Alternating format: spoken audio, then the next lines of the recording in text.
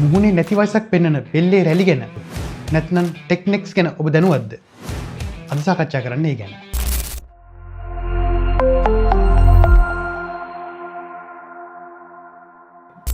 ඔබ දවසට කොපමණ වේලාවක් හිස නමාගෙන ඔයාගේ දුරකථන දිහා බලාගෙන ඉන්නවද?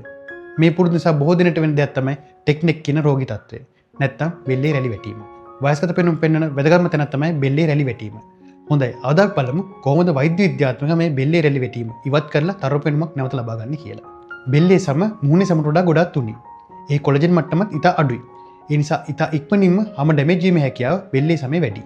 ඒ වගේම ගොඩක් වෙලා බෙල්ල නවාගෙන දුරකථන නැරඹීමෙන් ඔබේ හැමේ තියෙන ඉලාස්ටිසිටි එකත් අඩු වෙනවා. හිරුවෙලේ තියෙන UV කිරණත් කොලජන් මට්ටම අඩු කරලා බෙල්ල රැලි වැටීමට ප්‍රධාන හේතුවක් වෙන්න පුළුවන්. ඉහත ආකාරයේ හේතු නිසා බෙල්ල රැලිවීමට ලක් වෙන්න පුළුවන්. ඊට අමතරව මුහුණේ ෆැට් එක වැඩි වීම නිසා ඩබල් චින් නැති වෙන්න පුළුවන්. ඒකත් බෙල්ලේ රැලි වැටීම වැඩි කරන්න හේතු වෙන්න පුළුවන්. ඊට අමතරව තයිරොක්සින් හෝමෝන වෙනස් වීම, ග්‍රෝත් හෝමෝන මට්ටම වෙනස් වීම සහ ඩයබටික් වැනි රෝගී තත්ත්වات බෙල්ලේ රැලි වෙනස් වීමට හේතු වෙන්න පුළුවන්.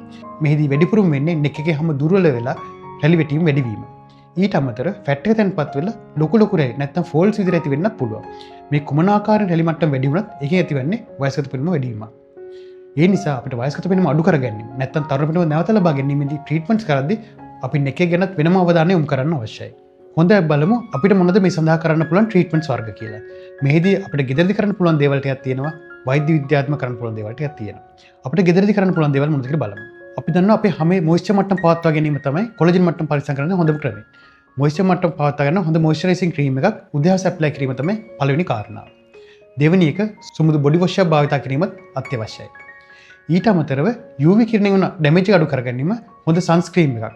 ඒ SPF වගේ 60 වලට වැඩියෙන් තියෙන හොඳ සන්ස්ක්‍රීන් එකක් හරියාකාරට ඇප්ලයි කරන්න පුළුවන් නම් අපිට කොලජන් වලට වෙන ඩැමේජ් එක නවත්වා ගැනීම හැකියාව තියෙනවා. ඊට අමතරව පෝස්චර් එක මේන්ටේන් කිරීම. ඔබ වාඩි ඉරියව්ව, ඔබ ෆෝන් එක නිතර බලන ඉරියව්ව තියෙනවා නම් ඒව නිවැරදි කර ගැනීම. විශේෂයෙන් ඔබ නරඹන දුරකථනයේ වෙලාව නැත්නම් ඔබ ඩිවයිස් පිට යොමු වෙලා තියෙන වෙලාව පාලනය කිරීම සහ ඉන්ටර්මිටන්ට් ෆ්‍රී ටයිම් එක භාවිත කිරීමත් මේ වළක්වා ගැනීම උපකාරයක් වෙන්න පුළුවන්. ඒ වගේම බෙල්ලට කරන එක්සර්සයිස් වර්ග, ස්ට්‍රෙචින් එක්සර්සයිස් කට කරන්න පුළුවන් නම් හැමදෙන් තද ගතිය අඩු කරලා හැමට සොෆ්ට් ගතියක් ලබා ගැනීම හැකියාවක් තියෙනවා. එමගින් රින්කල්ස් අඩු කර ගැනීමට සහ ඇතිවීම වළක්වා ගැනීමට ඔබට ගෙදරදීම කරන්න පුළුවන් දේවල්. හොඳයි, එහෙනම් බලමු මොනවද අපිට වෛද්‍ය විද්‍යාත්මකව මේ සඳහා කරන්න පුළුවන් දේවල් කියලා. වෛද්‍ය විද්‍යාත්මක ප්‍රතිකර්ම ගත්තොත් මෙහිදී මූලිකවම අපි කරන්නේ කොලජන් මට්ටම වැඩි කර ගැනීමට. අපි කලින් විස්තර කළ තියෙන ආකාරයට කොලජන් මට්ටම වැඩි කරන්න කෘත්‍රිම කරන්න පුළුවන් එකම දේ තමයි කොලජන් ඉන්ජෙක්ෂන්ස් ලබා ගැනීම.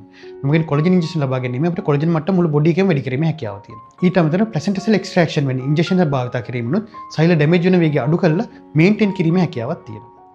තවද කොලජන් වැඩි කර ගැනීමට PRP, PRF වැනි ට්‍රීට්මන්ට්ස් උත්තේජන කර ගැනීමේ හැකියාවක් තියෙනවා. ඊට අමතරව බොටොක්ස් නැත්නම් BB ඉන්ජෙක්ෂන්ස් වැනි ඉන්ජෙක්ෂන්ස් වර්ග භාවිත කරලා හැම ඇදීමටත් රින්ගල්ස් අඩු කර ගැනීමේ හැකියාවක් තියෙනවා. තවත් HIFU ට්‍රීට්මන්ට්ස් අලුතෙන් ආපු 22D HIFU වැනි ට්‍රීට්මන්ට්ස් මගින්නුත් අපිට රින්ගල්ස් ක්ෂණිකව ඉවත් කිරීමේ හැකියාව තියෙනවා. මේ ට්‍රීට්මන්ට්ස් කීපයක එකතුවකින් ඉතා විශිෂ්ට ප්‍රතිඵලයක් ලබා ගැනීමේ හැකියාව තියෙනවා. මේදී වඩාත් වැදගත්ම වෙන්නේ ඔබේ නෙක් එකේ රැලි ඇති වෙන්න හේතු හඳුනා ගැනීම. ඔබ වෛද්‍යවරයෙකු සමග සාකච්ඡා කරලා හරියටම මේක හඳුනාගත්තා නම් ඔබට නිවැරදි ප්‍රතිකර්මය තෝරාගෙන හරි ප්‍රතිකර්ම ලබා ගැනීමේ හැකියාව තියෙනවා. ඒ නිසා ඔබේ නෙක් එකත් රැලි වැටලා නම් රැලි වෙන හේතු හරියට හඳුනගෙන හරි ප්‍රතිකර්මයක් කළා ඒ වළක්වා ගන්න බලමු.